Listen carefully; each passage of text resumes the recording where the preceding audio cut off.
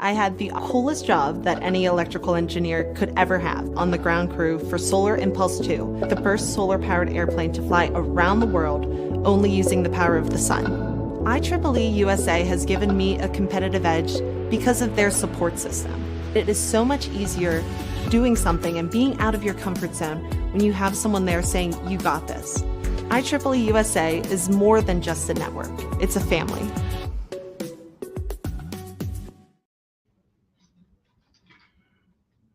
All right. Hello, everybody, and welcome to the final IEEE-USA Washington update of 2024. I am Eric Heilman, Director of Government Relations here in Washington, D.C. And as expected, Washington is winding the year down, not with a whisper, but definitely with a bang. We are in full throttle drama mode here, and I'll take you through a little bit of what's going on. So let's dive right into it. As we've previewed, the closer we get to the end of the year, you start seeing things coalesce into kind of two different buckets. A desperate dash to try and finish things up by the end of this year, which is the end of this particular two-year Congress, the end of this particular administration, although it does have a couple more weeks into January. But a lot of cramming, finishing deadlines, stressing to wrap things up before the next year. And then one big bucket into planning for the next year. And obviously there's a lot that's going to get started next year here in Washington. It's going to be a completely different look. And everybody who is going to be running things next year has been doing a lot of work to get ready for that. So that's where we are. And let's dive right into the chaos. So as we came into this month and started whittling things closer and closer down to the end of the year, we're looking at these year-end packages that have to be passed and before the end of the year. There's two big ones that have been out there and were being negotiated and have been expected to be in the mix and finished. The first one we've talked about quite a bit. It's the Annual Defense Authorization Act, the NDAA. There was always a sense that would get done. That was not really in jeopardy. It was just a matter of when, what it was going to look like. And since it was one of the few remaining legislative packages that must pass, obviously it's going to attract additional add-ons in the form of other non-related pieces of legislation that congressmen and senators want to add on there to get passed. Unfortunately, few of our priorities got in there. We had a couple of pieces of legislation in the AI space that we worked really hard on, and the supporters and sponsors on the Hill really wanted to get attached to this bill, and that did not happen. So we're pretty disappointed at that, but we will regroup next year and get started again.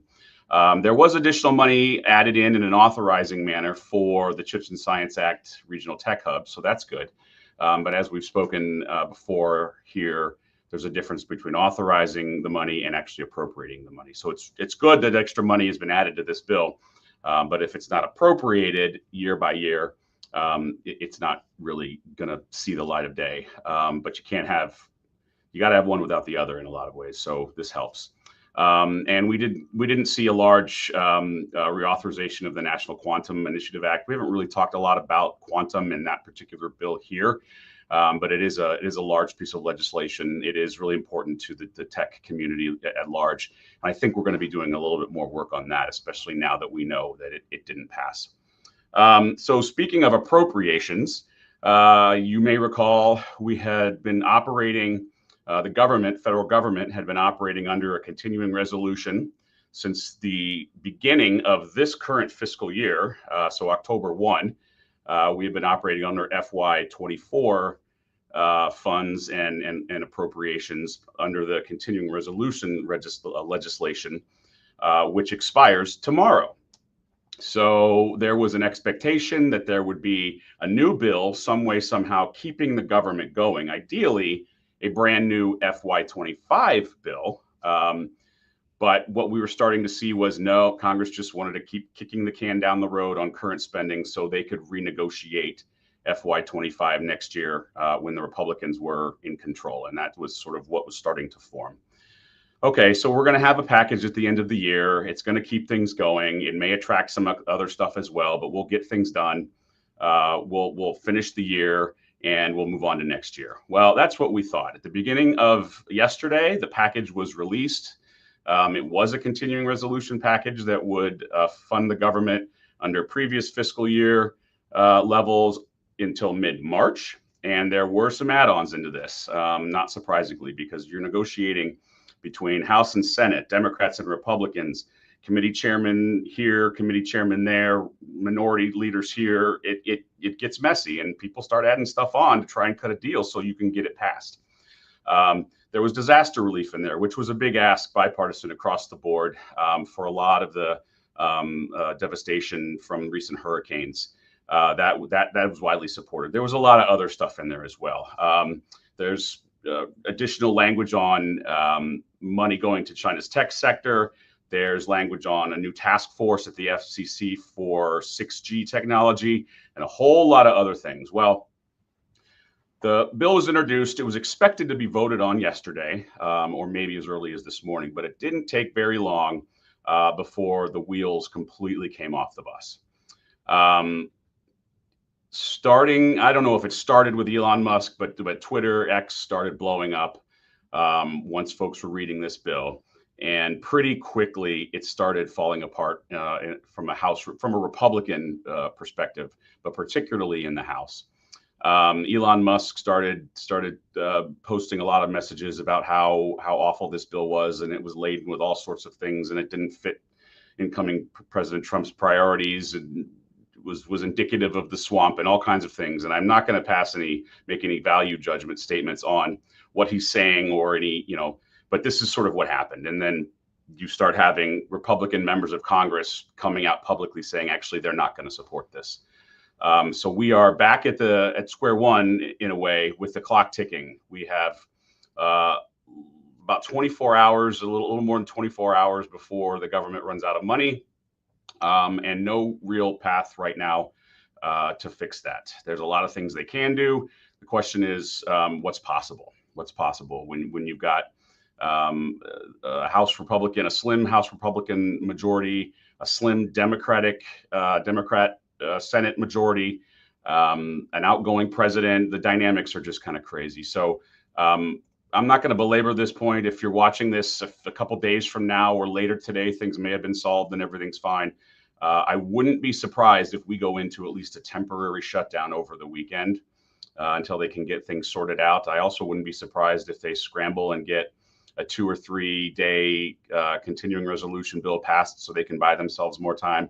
But it's kind of chaotic right now, but we'll survive. The sun will come up tomorrow. 2025 will happen, and we will keep moving forward. So who knows what's going to happen on this, and it's going to be very interesting by the time I report to all of you a month from now.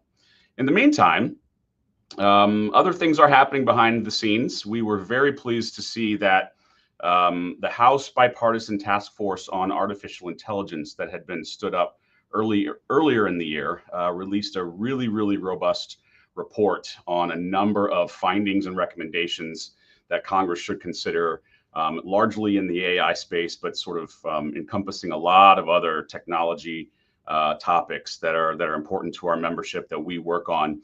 And we're very close with the two chairs of this task force.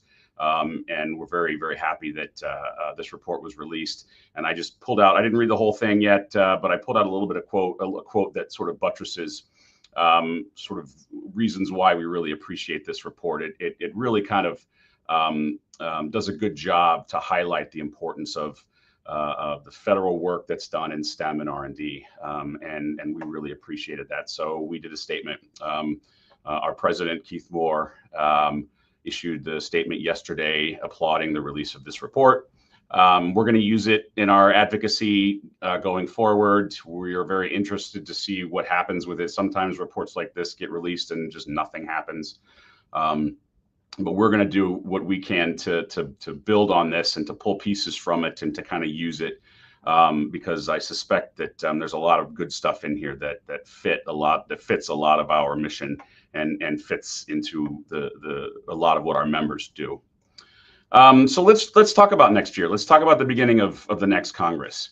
Starting on in early January, the new Congress will be sworn in. A Congress goes for 2 years. And this will be the 119th Congress that the United States has had. There's going to be a lot of change, a lot of new faces. 15% of the folks that will be sworn in next month will be new to Congress. That's a pretty hefty number. You're going to have a total of 81 new members from 31 different states, and they both in the Senate and the House, both Republican and Democrat. So what this means basically is essentially it's job security for lobbyists, because now we've got a whole new crop of elected officials that we get to go educate, we get to go advocate to, we get to go lobby. And that's, that's what we do. And it's important that these incoming members know who we are, know and understand IEEE, understand standards and codes and policy priorities of technologists that we represent. So we've got our work cut out for us, but we're pretty excited to get started once things get going next month. There are some interesting backgrounds of some of those new members of Congress coming in. Some have some science and tech background, some STEM background. I just grabbed a few that are incoming in the Senate. There were 3 that jumped out at me. The new senators from Montana, Pennsylvania, and Ohio, respectively. You've got a former Navy SEAL and a pilot in there. You've got a couple of guys who started some tech companies, and this gives us a great sort of opportunity to grow new relationships, develop new champions. If they're already at least familiar sort of with how things work in our space and your space, it makes the conversation a lot easier, and it makes things a little bit more possible to develop these guys into some of our champions and kind of our go-tos for some of the policy priorities that we work on. In the House, there are a good handful of folks. That first one there, Sam Liccardo, he is the new member of Congress from Silicon Valley. And so understandably, expectedly so, he's going to be very well versed in policy issues that affect the technology industry, that affect the employers and workers in tech, that affect the researchers and coders and developers and everybody that works in that space. So he's had a lot to say in this space, and I think he's going to be a big player. You've got the former CEO of Virgin Galactic coming to Congress.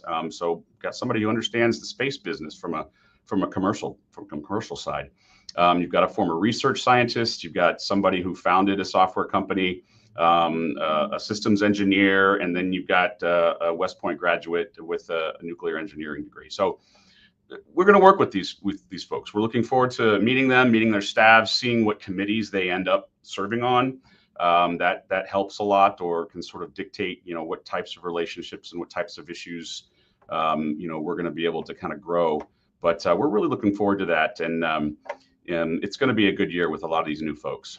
I've previewed on this space some different potential policy priorities or shifts that could occur as some of the new leadership comes in. The differences between a potential Harris administration and a Trump administration on certain things.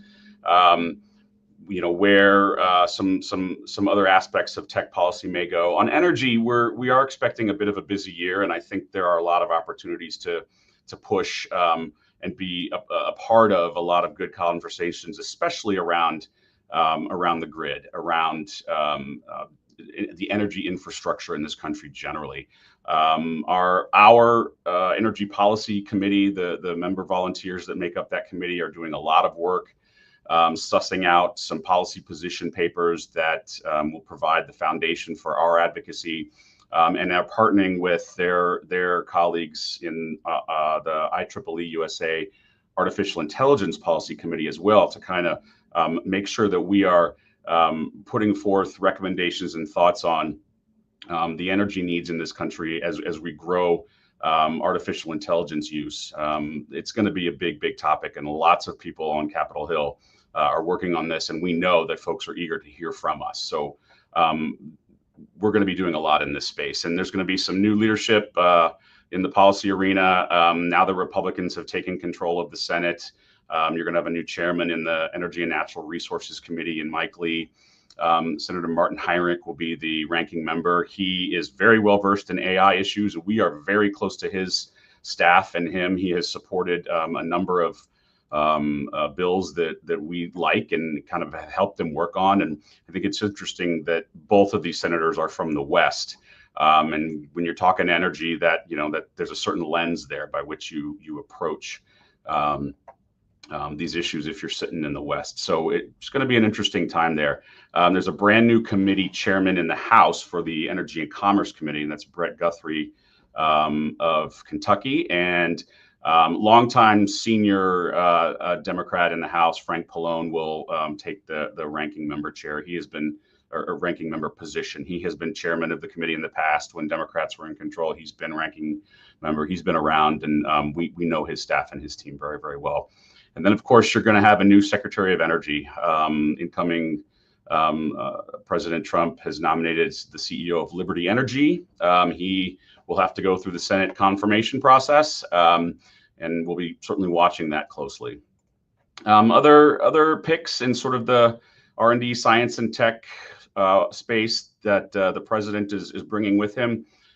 These names are out there. They've been discussed, all over the place. So this is not new.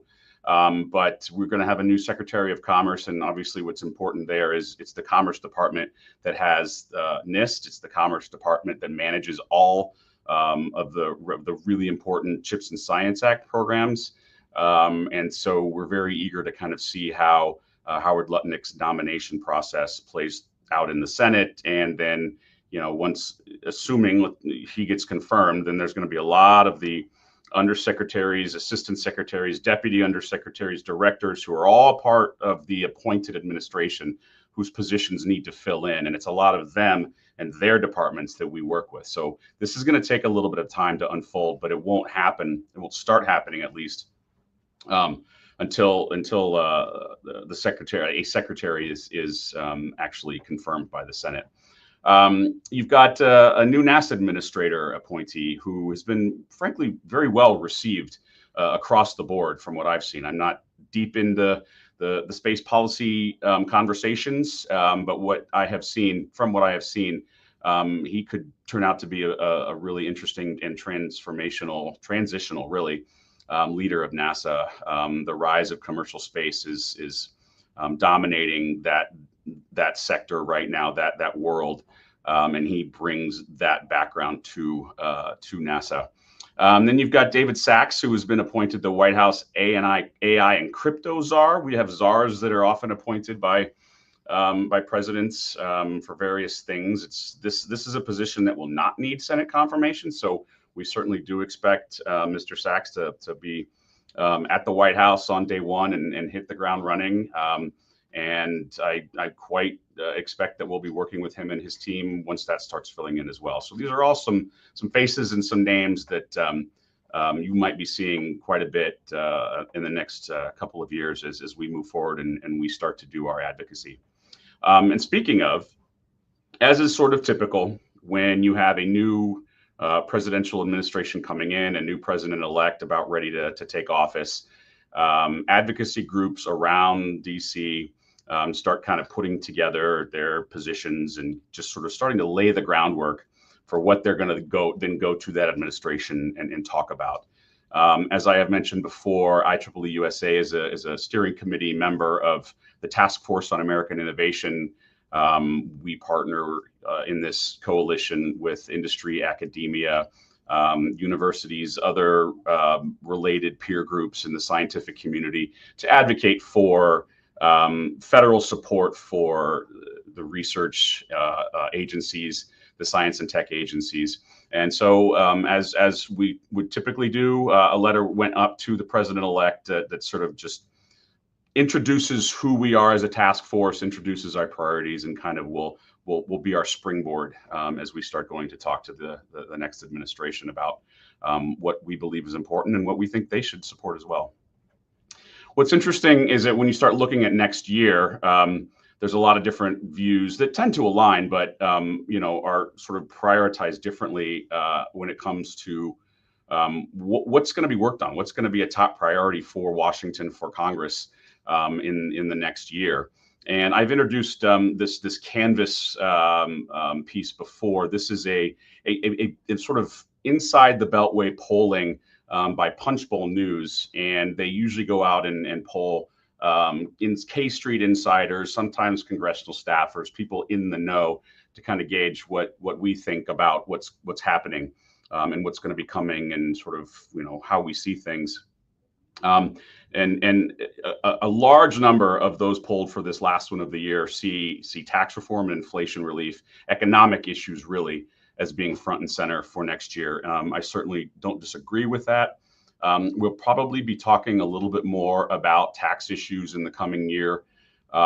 Many of the 2017 tax provisions that were passed as part of the last big overhaul of the federal tax code are expiring next year, which essentially is a forcing mechanism by which new legislation will be introduced, new extensions on tax issues.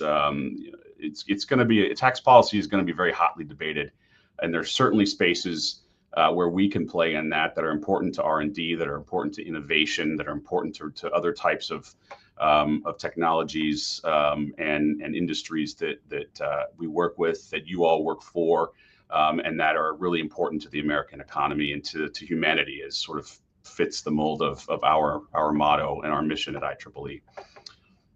So that's kind of what we expect to see in terms of sort of the calendar. It's going to start off pretty quick. I pulled the congressional calendar for January and February for next year. The colored squares, the colored days, are days where the House and Senate, I can't remember which color is which, but the main picture here is they're in session full-time both months, starting in January and February. And the new Congress is sworn in on Friday the 3rd. They get started early. And then there's a couple of weeks until President Trump will be sworn in on the 20th. And once all of that sort of happens, it gets nuts. In the Senate, it will be all about the president's nominations. And clearly there's a lot to talk about there. There's already been a lot of action and drama and intrigue and talking head spin all over the place about a lot of the folks that the incoming president has chosen and intends to nominate to serve in his cabinet. And that is up to the Senate. As you recall your political science or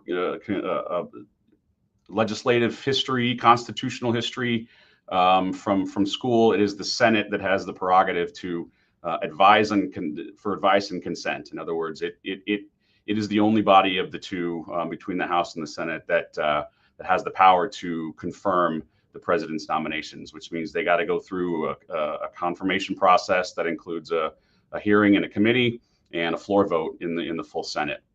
And every single one of those nominees has to go through that process.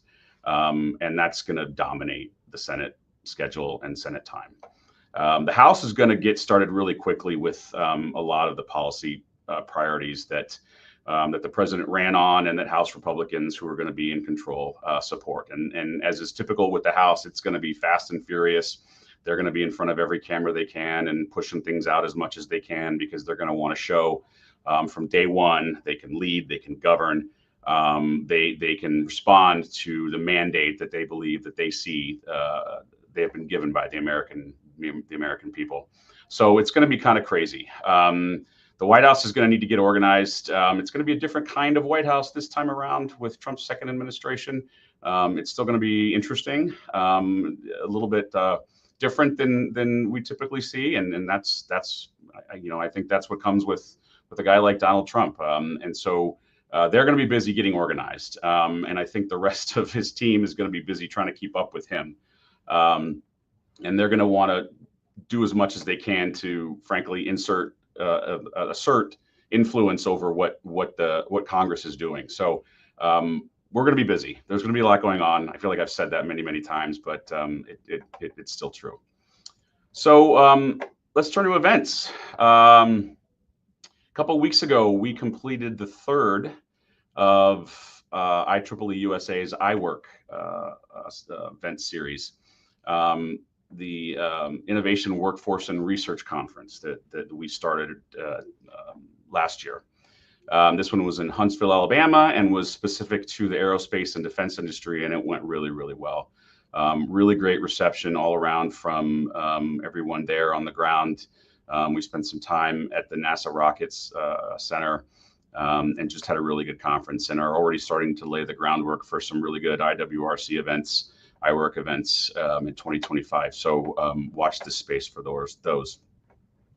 But looking ahead, we are still accepting applications for our summer internship program. They are due on the 1st of February for internships starting in the summer. You can find all kinds of information about the internships and some of the requirements and the application process on our website. Being a summer intern in DC is sort of a rite of passage for a lot of us who ended up staying and working here, and it's a great introduction to a pretty amazing place to work. Got its ups and downs around here, but it's been fun. And I started as a summer intern. A lot of us did. So if you know somebody who you think might be interested, let them know, and we'd love to have them here as a summer intern. And then the big news that I want to announce is Congressional Visits Day 2025 will be April 8th and 9th here in Washington.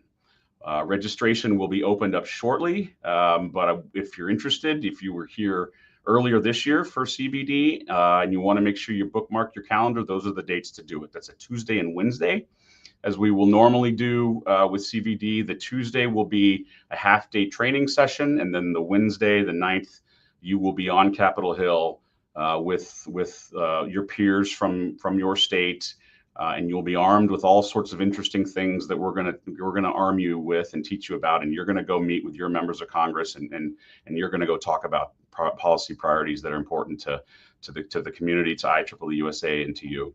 It's a great event. We're really looking forward to a big 2025. We're doing a lot of work right now to start lining things up, but mark your calendars and please come. It's going to be a good one.